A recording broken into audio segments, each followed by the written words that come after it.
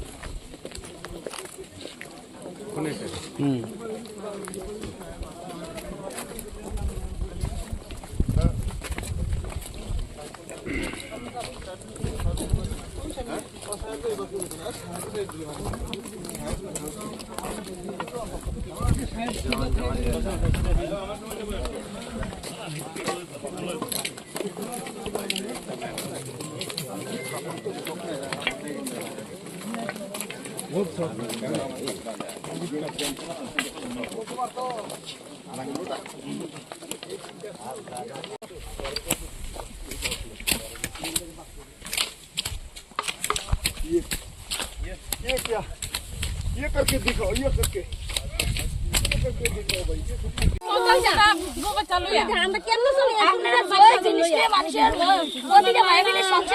করেছেন কত সংখ্যা মানে গাঁজা গাছ আপনারা ধ্বংস করেছেন? আজকে আমি কলমতলা থানার ইনচার্জ ইন্সপেক্টর দেববর্মা আমাদের গোপনীয় সংবাদ ভিত্তিতে আমরা আজকে সকালে আসি।